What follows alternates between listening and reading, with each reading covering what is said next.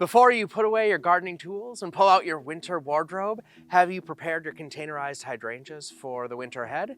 I'm Ryan from Endless Summer Hydrangeas, and welcome to Garden Gab. Fall is a busy time of year. School's back in session, projects need finishing before the first snow, and there's the end of season gardening that has to get done.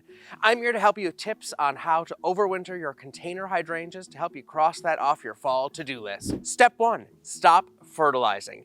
If you fertilize your hydrangeas, you'll want to stop doing so around the end of July or early August. Fertilizer promotes new growth, and the last thing that you want to do is encourage new buds to form when the cold temps are on the way. You nor your hydrangea will be very happy about that. So, tuck that fertilizer away until spring. Step 2, don't prune. This is my yearly friendly reminder that you do not need to prune your endless summer hydrangeas. Yes, even those planted in containers do not need pruning in the fall or winter.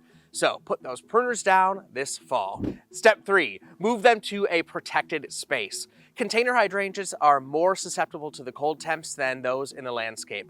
Unlike their friends that are planted in the ground who have a ton of soil keeping them insulated from the winter elements, all that stands in the way of your container hydrangeas roots is the potting soil and the wall of the container. So it's up to us to provide that extra protection. If you're in a cold region and able to move your container, place it in an unheated protected space like a garage, a shed, or an unheated basement.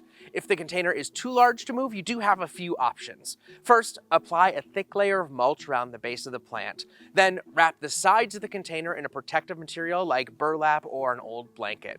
Also, if you have smaller containers that you can move, group those around the larger container. Grouping them together like that will help shield each of them from the worst of the elements. Now, you can choose a mixture of all three or none and plant your hydrangea on the ground.